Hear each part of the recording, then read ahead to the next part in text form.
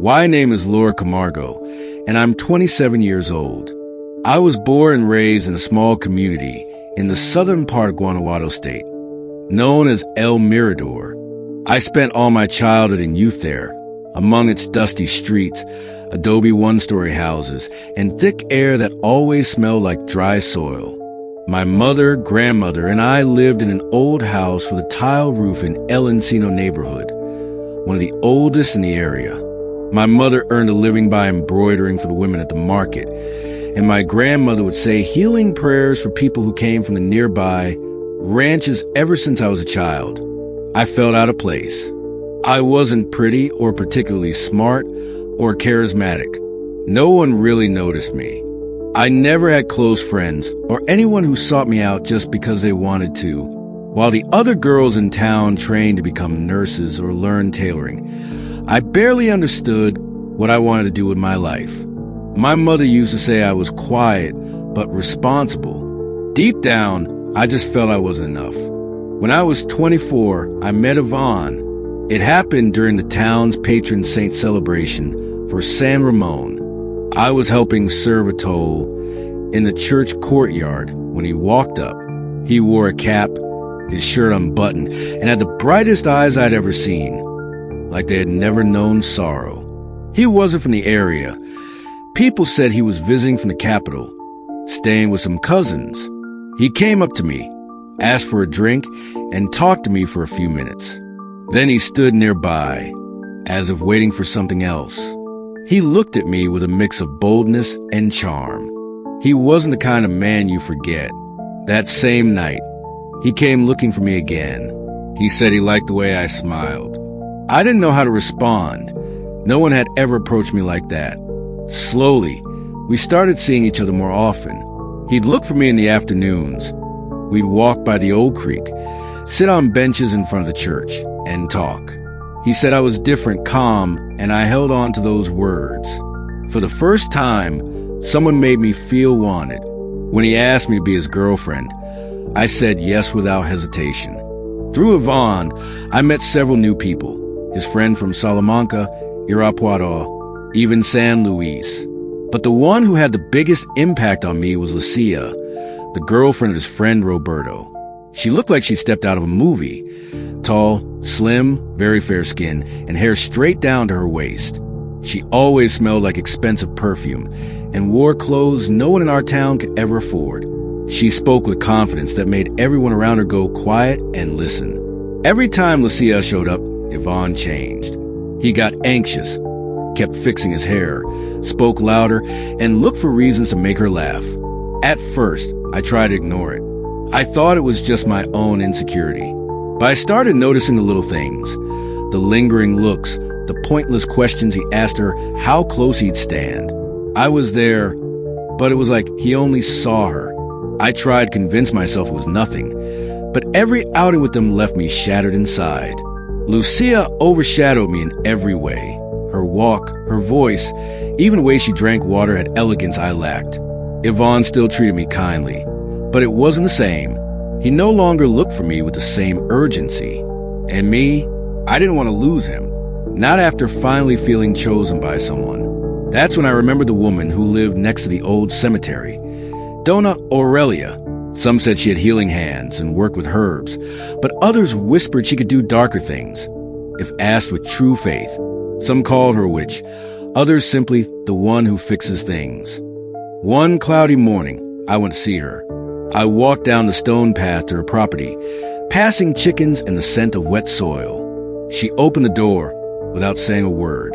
Her house was small, made of adobe, with dusty saint statues and candles burning in every corner. I felt a chill as I stepped inside. I told her I wanted Yvonne to only look at me, to stop paying attention to Lucia. She stared at me in silence for a long time. Then she said what I asked had a cost, and not all payments came in money. I agreed. She asked for a picture of Yvonne, a lock of his hair, one of his unwashed shirts, and a bit of my saliva. She gave me detailed instructions. Light 3 red candles for 3 nights in a row, recite a prayer she taught me by heart, and bathe in a boiled herbal mixture. I followed everything to the letter. I was trembling inside, but I didn't hesitate, and it worked. Within a few days, Yvonne started looking for me with more intensity.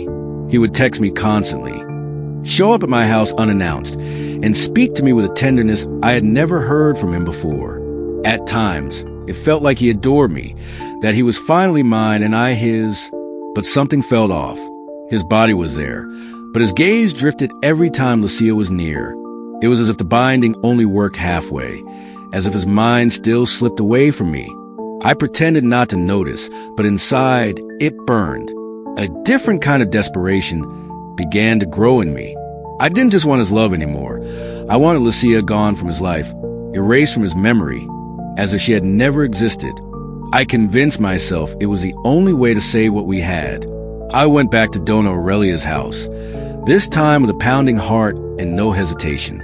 She saw me coming from the doorway, as if she already knew I'd return.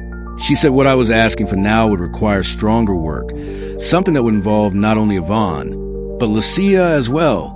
She explained it would create a bond of confusion between Lucia and Roberto. If they became entangled, Yvonne would lose interest in her. I followed every instruction she gave me, preparing a thick mixture meant to be slipped into their drinks. I waited for the perfect opportunity. An afternoon when all of us went to a cabin near the forest of La Cumber. I brought the prepared bottles, hidden in my bag. When no one was looking, I poured the exact number of drops into Lucia and Roberto's drinks. But nothing went the way I had imagined. Lucia began acting strangely, laughing uncontrollably, speaking nonsense, dropping everything from her hands. Roberto drank quickly and passed out in the back of the room, lying on a mat. Yvonne, who had already had a few beers, vanished with Lucia for nearly an hour. I stayed outside alone, my stomach in knots, my eyes burning with rage. I didn't need anyone to tell me. I knew exactly what had happened. A month later, I found out Lucia was pregnant. A neighbor told me she had seen her leaving a private clinic in Salamanca, holding a prescription. A few days after that, Roberto left town without saying goodbye. No one knew why, but I did. Everything had started with a candle, a prayer, and a wish I should never have made. When I heard about the pregnancy, it felt like the world cracked open in my chest. I didn't cry, didn't scream. I sat in my home's patio, watching the leaves of the guava trees swaying in the breeze. No one confirmed it, but I didn't need confirmation. I knew it with a certainty that only comes from knowing the wrong you've done. Yvonne began to change. He stopped coming by my house, sometimes wouldn't answer my messages. When he did come, he looked exhausted, disheveled, with dark circles and lifeless eyes. He would sit on the edge of my bed, without saying a word. I made him coffee, tried to get close. Sometimes I hugged him and could feel his body there, but his soul was somewhere else. When I asked him if the baby was real, he just mumbled that it wasn't my concern. I clung tighter. I cooked for him, washed his clothes, waited for him like a wife. I didn't want to lose him, even though, deep down, I knew I already had. That's when I decided to return to Donna Aurelia for the third time. Her house was the same. Dusty shelves, saints blackened by candle smoke, thick incense in the air. She looked at me like someone tired of seeing the same face, but she let me in. I told her what I wanted, that Lucia would not have that child, that if I couldn't have one with Yvonne, neither should she. She listened without a word.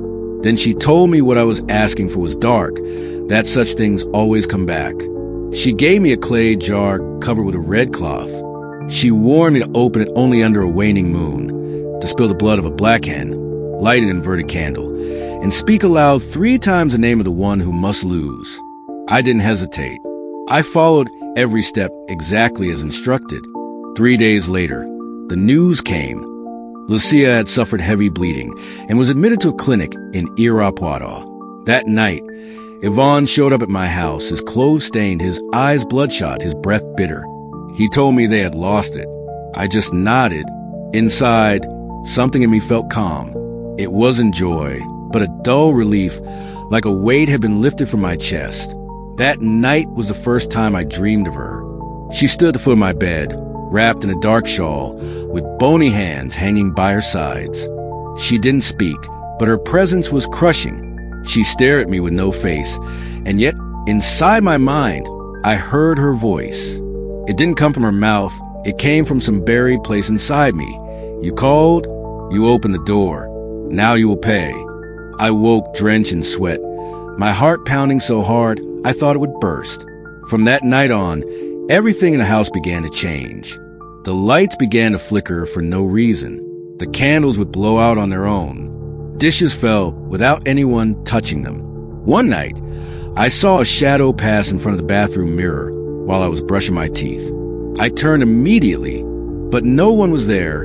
Another time, I heard footsteps on the roof, even though there was no way to access it from outside. Yvonne started having panic attacks.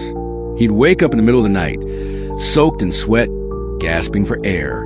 He said someone touched him while he slept, that there were voices whispering near his ear that wouldn't let him rest. I tried to soothe him. I made him tea, held him, spoke softly to him. But deep down, I knew the truth. It was the cost. It was the consequence. It all came from what we had done.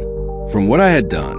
One afternoon, Yvonne sat on the couch for hours, motionless, staring at the wall. I tried talking to him, but he wouldn't respond. I touched his arm. His skin was ice cold, like he wasn't really there. I called a local doctor. He said it was extreme exhaustion, that Yvonne needed rest, and prescribed him sleeping pills. But I knew that wasn't it. She kept showing up in my dreams, closer each time. Sometimes she sat at the edge of the bed. Other times, she spoke to me from the mirror, and her voice, it would start to sound like mine. I tried seeking help at the church in the town center. I sat on the last pew and waited for the priest to notice me. When he approached, he offered me holy water and touched my forehead with his fingers. He told me there was something heavy surrounding me, something unnatural. He didn't ask more. I didn't answer. After that, I began noticing that my reflection no longer moved exactly as I did. While brushing my hair, I'd see a slight delay, like it wasn't really me, but something learning to copy me. My hair began to fall out. Dark spots appeared on my skin. I felt weak, as if something inside me was slowly unraveling. Yvonne barely spoke. He slept poorly, ate less and less. One night, while I was washing dishes, I heard him cry in the bathroom. I didn't go to him. I stood by the sink with wet hands, listening to his sobs mixed with my own, even though I didn't shed a single tear. I thought that maybe if we had a child, things would get better. A baby could be the final bond, the only thing strong enough to keep us together. I started drinking herbal teas recommended by a woman at the market. I bathed with rue, slept with red underwear under my pillow, prayed to St. Martha. I clung to that hope. And one day, the test came back positive. I was pregnant. I didn't tell him right away. I wanted to wait for the perfect moment. But something inside me knew it wouldn't last. A few weeks in, I started spotting thick, dark blood. I went to the hospital in Dolores Hidalgo, but it was too late. I had lost it. When I returned home, Yvonne was in the yard, his hands covered in dirt. He told me he had a dream where someone was burying something behind the house. That's why he had dug. His eyes were glassy. He didn't ask anything. He didn't even notice I had been crying. That night, I didn't sleep. I sat on the bed, feeling the emptiness inside me. I thought that if I couldn't have him through love, I'd keep him some other way, at any cost, because it wasn't about love anymore. It was about not letting him go. After losing the baby, something inside me broke. I couldn't cry anymore. I didn't even feel anger, just a constant cold that sank into my bones. I stopped going out. I closed the curtains, turned off my phone. I spent my days sitting at the dining table, watching the way light shifted across the cracked walls. Yvonne was still there, but barely. He moved slowly, eyes sunken, like his body was too heavy to carry. Sometimes he mumbled in his sleep, names I didn't recognize, phrases that made no sense. One early morning, he jumped out of bed and ran to the yard. I found him standing in front of the hole he had dug days earlier. He kept saying someone was watching him from below. I knew the truth. What we had opened wasn't something that could be closed so easily, but I couldn't stop anymore. I didn't want to lose him, even if he was falling apart. What I felt for him wasn't love anymore. It was raw dependence, a need that clung to my soul like a scab. I thought about Donna Aurelia again. But this time, it wasn't to ask for someone to be driven away. This time, I wanted Yvonne to stay with me forever, no matter the cost. Even if it meant binding more than just his body. I put together a simple offering.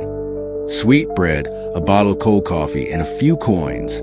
I knocked on her door, but no one answered. I peeked through the window. Everything looked the same, except the altar candle was out and melted wax had spread across the floor. I went in without permission. On the table was a yellowed piece of paper with crooked handwriting. It read something I could never forget. Bind his soul and he'll be yours, but he will never belong to anyone, not even himself. I couldn't find Aurelia anywhere. The house looked like it had been abandoned for days, but I felt that paper had been waiting for me. I took it and left. That very night, I carried out the ritual exactly as the paper instructed. I gathered everything I needed. Yvonne's old wristwatch, a few drops of my blood, a lock of his hair, and a black rose I bought at La Soledad Market. I did it all in the backyard, next to the hole he had dug himself. I lit 3 black candles, recited the prayer written on the paper, and buried the watch deep inside the ground. As I covered the earth, I felt something shift beneath the soil. From that night on, Yvonne never left the house again, but not because he wanted to stay. It was like something invisible held him there. Sometimes he'd try to cross the threshold, but his legs would give out. He'd fall to his knees, trembling. His body would break into a sweat, even in the cold. He told me he felt a weight pressing down on him, something pushing him back inside. I just helped him return to bed, in silence. As the days passed, the house began to change. The walls oozed with dampness. Food would spoil within hours. Clocks stopped for no reason, and plants withered even when watered. The air grew heavier, as if something else was breathing with us. Slow, deep, inside every room. One early morning, I heard him talking in his sleep. He said he was buried alive, that he couldn't move, that he loved me but couldn't take it anymore, that something was pulling him from below. I stood in the doorway and watched. His face twisted like he was in pain. He clutched the sheets with clenched fists like a child trapped in a nightmare. I did nothing. I just watched, knowing there was no turning back. Days went by, and his body began to fall apart. His skin lost its color. Dark patches appeared on his neck and back. His hair fell out in clumps. His eyes trembled, like it took effort just to focus. He only ate if I forced him to. And when he spoke, his voice was hollow, like it came from far away, from a tunnel where no echo remained. One afternoon, while I was brushing my hair in front of the mirror, I saw him standing behind me. His reflection had no expression. It didn't move. But when I turned around, he was gone. I found him minutes later, sitting on the couch, staring blankly at the wall. He told me he had dreamed of a well. Someone at the bottom was calling his name. That same night, I dreamed of her. She was sitting at the foot of the bed, holding a baby in her arms. Her face was still hidden under the dark shawl, but the child cried with a hollow sound, like it came from the depths of a cave. When I woke up, there was dry blood on my thighs. There was no pregnancy, no explanation, just stains. I got up without a word, washed the clothes, changed the sheets, and went on with my routine. That morning, when I walked into the bathroom, I saw something written on the mirror in foggy, smeared letters. He is ours too. I stared at those words for a long time. I didn't erase them. Days later, Donna Rosa, a neighbor from down the street, told me her grandson had seen something strange at my house. A man with black eyes, standing at the window, completely still. According to the boy, it wasn't Yvonne. He said it was someone taller, thinner, with no mouth, just a shadow where the face should be. I just smiled. By that point, nothing surprised me anymore. Yvonne spent his nights muttering things, sometimes in whispers, sometimes shouting. He even started drawing symbols on the walls with charcoal. He said he needed to protect himself, that she was coming for him. I didn't know if he meant me, Lucia, or the woman in the shawl. I didn't ask. I just cleaned up afterward. One early morning, I woke with a start from a loud crash in the kitchen. I ran in and found him with a bleeding hand, a shattered glass on the floor. He told me he had seen her again, standing by the fridge, staring straight at him, that he felt her breath behind his neck. His voice trembled like he had a fever. I took him to the health clinic. They said it was stress, gave him sedatives. But I knew it wasn't that. I had known since the day I buried his watch. It wasn't just his soul I had bound. I had tied something else. Something that no longer belonged only to me. From that night on, the house became uninhabitable. Not physically, spiritually. The air grew suffocating, like it was thick with invisible smoke. The walls creaked without wind. The TV turned on by itself, a black screen buzzing with a high-pitched tone that made my teeth ache. Yvonne stopped leaving his room. Sometimes he'd spend days without getting up. When he did, he walked like he was carrying a weight. He didn't speak. He wouldn't eat unless I placed the food in front of him. His skin turned ashen gray, and his eyes were completely hollow. One night, while he slept, I heard his voice muttering from the bedroom.